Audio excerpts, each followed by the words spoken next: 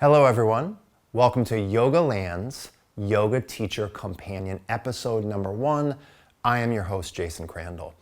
Those of you that are listeners to the Yoga Land podcast, you will notice that Andrea is not here, at least not right now. She will be here, I'm sure, for plenty of episodes. We are still doing the Yoga Land podcast, but we've wanted to introduce an extension of that podcast where I have the ability to really talk in a deep, more nuanced way that includes visuals about everything having to do with teaching yoga. We're going to spend a lot of time looking at teaching techniques, conversations, expert level discussions, and there's also inevitably going to be many opportunities where I'm giving you a little bit of insight into your own practice too. So I'm not going to lead full-on yoga practices from beginning to end here, but this is going to be an environment where we get to really go deep and unpack, I think, a lot of the things as yoga teachers that we can use support in. Like every course that I build, this Yoga Land Teacher's Companion really represents the kinds of content that I wish I had a little bit more support in myself at earlier phases of my teaching, education, and career. Those of you that are just listening, we have a video component to this. So you can watch that in numerous places, including our site and YouTube. But that's part of the big idea of this particular extension of Yoga Land is those of you that want to just listen because you're on the go, the way you usually listen to Yoga Land, that's set up for you, absolutely. But those of you that want to sit down and watch the visuals, especially when we get into a little bit more postural technique, we have that available for you. What I want to do in this episode is I really want to look at 5 different simple modifications that you can experiment with in your body, and of course, help your students experiment with in various back bends. But this stuff is really going to play out, especially in bridge and upward bow. Now, not too long ago, Andrea and I had a conversation on the podcast about essentially these things, different ways of setting up the body for bridge and upward bow. But I want to be really pinpoint and show those things. And I also want to do them myself. And I'm going to talk you through what I'm feeling when I do these poses, these kind of various different ways. So we're going to look at 5 different things. 3 things that relate to different position of feet and legs, 2 things that relate to different position of the arms. So we're going to look at taking the feet wider than hip width apart. So we'll probably go about mat width. Now that first time we take the feet wider, we're not also going to turn the feet out. We're going to keep the feet more or less in parallel, the thighs more or less in parallel, although they won't be completely parallel because, well, they won't be, but pretty close to it. Then the second thing that we're going to look at is taking the feet wider and including a little bit of turnout to the feet. So this is probably going to be about 15 to 20 degrees of feet turning out. The third thing that we're going to do is we're going to bring the feet back to parallel and we're going to raise the heels. So we'll come up onto the ball of the feet, okay? And I'll talk you through why that's particularly helpful for many students and what kinds of bodies that typically works for. It doesn't really help that much for most people in bridge, but for upward bow, it can be a huge key. And then with the shoulders, we're going to look at a wider position of the hands and also turning the hands out. So we'll look at those things. Now, before we look at that, there's 2 things I want to address, which is 1, these are 5 modifications where I'm not using props.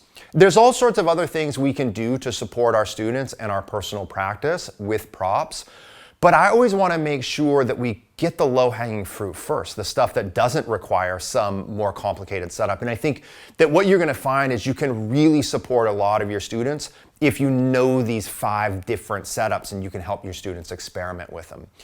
The other thing that I want to say is taking the feet wider than hip width apart and also turning the feet out is as safe and as mechanically sound as not. I promise you, there are so many things that I taught that I no longer teach. I don't have a problem with the feet being hip width apart and parallel. That works for a lot of body types, especially people who have flexible quads and hip flexors. But the reality is there is no mechanical rationale, everyone. There just isn't. Why taking the feet wider and turning them out is more dangerous. What we often confuse is muscular engagement and lumbar compression, but these are not often the same thing. So we have a longer breakdown in the Yoga Land podcast about this, but what I just want to say right now is I wouldn't show you any setup that wasn't viable. Okay, I just wouldn't. But most importantly, what I want you to do in your practice, or what I really encourage you to do in your practice and teaching, is see all 5 of these things that I'm about to show as options. They're options. My goal is not for you to do Urdhva Dhanurasana or bridge pose in a different way. I'm not trying to force a circle into a square.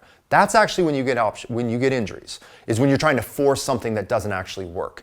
So what we're going to look at is we're just going to look at these various options, and as a practice of self-inquiry, I would encourage you just to kind of get a feel for these, feel what they feel like, and then select the combinations that work best for you, and then pass that on to your students. Have them experiment and select what works best for them.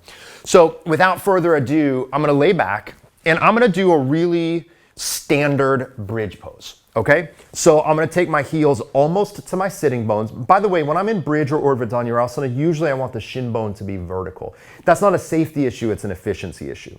So I'm taking my feet are parallel to each other, my thighs are parallel to each other. I'm not talking about the rotation of the femurs and pelvis. We'll do this in another episode. But so right now I'm just going to come into straight up bridge pose, okay? So I'm coming into bridge. You can do really anything to set up with your arms. My feet are hip width. My feet are parallel to each other. My thighs are hip width. My thighs are parallel to each other. And it is completely fine. But to be honest with you, that's all it is. It's completely fine. I'd prefer more than fine. So now what I'm going to do is the first experiment, which is I'm going to take my feet wider. So I'm not turning the feet out, okay? And when I do turn the feet out later, you'll see it's just a little turnout, okay? So now I've taken the feet wider, and by taking the feet wider, so my feet are on the sides of the yoga mat, okay? That's kind of how I know they're mostly parallel to each other. So my feet are on the side of the mat, and now if you're watching and you're just kind of paying attention, what you just saw is now the whole bridge expanded significantly, right? So what's going on there, right?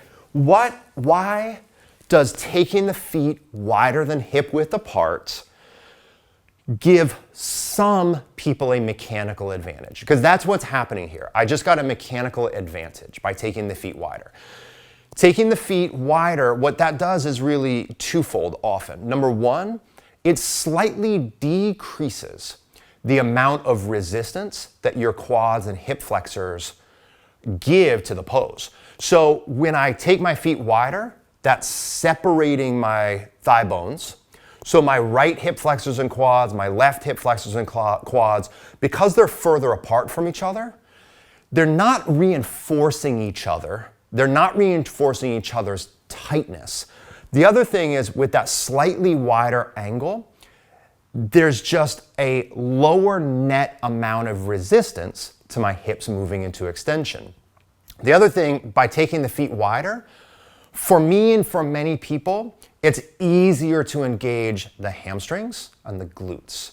Now, hamstrings and glutes are extensors. They're hip extensors. They do other things, but their dominant action is hip extension. And I promise you, when you do a back bend, you are extending your hips. So it is only sensible and rational to engage your hip extensors. Okay, so now what I'm going to do is I'm going to start the same way, but I'm going to add that second thing, which is once I take my feet wider, okay, so I'm coming into bridge, right? And again, you can just listen, but if you can see this can be a little bit more helpful. So I'm in bridge, a very conventional setup, it's fine. There's nothing wrong with it, but it's only fine. So now I take my feet wider, about as wide as the mat, and then ever so slightly I turn the feet out, okay? Remember, if you're watching, the ball of the foot is already wider than the heel. The ball of the foot sits more broadly than the heel does. So when I turn my feet out, it might look like I'm turning my feet out a ton, but I'm really not. It's just that if you're looking at the ball of the foot relative to the heel, it seems really turned out. But my feet are only about 10 or 15 degrees turned out. Now when I go there, okay, then, and I let my thighs come out a little bit. So my thighs my knees and my feet on the respective sides are staying aligned with each other. Now, as I do that, everyone, now I press the floor and I have so much more access to the musculature on my back side. Okay, so come all the way down. Okay, it's so in my habit that I say come all the way down, right? It's because I was in the pose. So now everyone, what that does is by turning the feet out a little bit more, that further decreases the amount of resistance my quads and hip flexors are giving me, and it further increases the muscular engagement on the back side. So here's where that tends to work. That tends to work for bodies that wider and turned out. It tends to work for bodies with certain knee conditions, but that's another conversation. But it also tends to work for bodies that are tight in the quads, tight in the hip flexors, and not super strong in the butt and the hamstrings. And that is a lot of your students, I promise you. So giving that option is just going to decrease their resistance and increase their strength on their back side. Now, might they feel their muscles of their back work more? Yes, you're increasing the tonality of the back body. That's mostly a good thing for most people, so experiment with it and see what you think. Third option, I'm keeping the feet hip width apart, and this isn't going to really do anything for bridge, but for Urdhva Dhanurasana, this is huge, and this is always how I do it. So for Urdhva Dhanurasana, I like to take the feet about hip width apart, maybe a little bit wider, and then if you're watching, you're going to see that when I lift my heels, my thighs and my hips also lift, which allow me to expand my chest more. Okay, so instead of keeping the heels down, raising the ball of the feet. This is not an unstable way of working the pose. But what that does, and the reason it's so helpful for some in Urdhva Dhanurasana, wheel, upward bow, it has a lot of different names. The reason that that's so helpful is when you raise the heel, you get about that much more height in the pose. So your pelvis and your thighs raise higher because you've lifted your heels. You've elevated your base. So that's taking the pelvis and the thighs higher up, which doesn't really matter for the pelvis and thighs, but it gives you that much more space to expand your thoracic spine and get into the shoulders. A lot of the people in Urdhva Dhanurasana that seem really tight in their shoulders, they're not. Some are. But a lot of people aren't. They're just not even getting to the shoulders because the hips and the thighs are so low in the pose because the quads and the hip flexors are tight. This gives you a little bit of a bypass, okay? So I would love for you to just literally don't be too intellectually rigid or partisan about this. Experiment with these things. See how they actually feel in your body. Now, really quick, I'm going to show two more setups. I'll do it at once just for time constraints, but I'm going to show two setups, everyone, for Urdhva Dhanurasana that follow pretty much the same logic.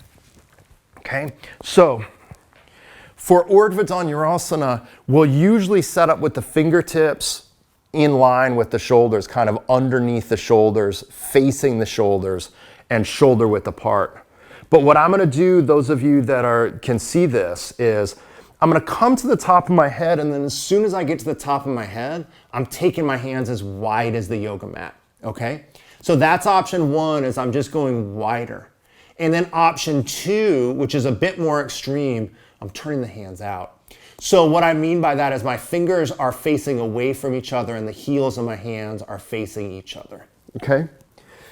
Right, so I'm not going all the way up because I'm not warmed up for back bends and I got a body to take care of. So here's the deal on that. When you take the hands wider, for a lot of people, imagine this, everyone. Imagine I gave you something really, really heavy to hold over your head. Do you want your hands in really close? Do you want your hands in broad? Or do you want your hands a little bit wider than shoulder width? I guess it depends on the size of the thing. But taking the hands a little bit wider than shoulder width just gives the shoulders much more room and space to operate and to move into flexion, especially for people that have tight pecs, tight deltoids, tight lats. So a little bit wider. There's no mechanical disadvantage to that. There's not a rational reason to think taking the hands a little bit wider is dangerous or inefficient. It's a good option. Turning the hands out, turning the heels of the fingers out, heels of the hands in, here's totally unscientific. About half of you will love that. About 10% of you will not really find much of a difference. And then 40% of you will not like that at all. It just won't work.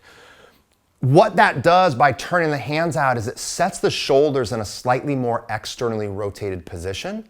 And for some bodies, that's helpful. For some, it's not. For some, it's problematic. But for some, it really works. So again, all of these represent options.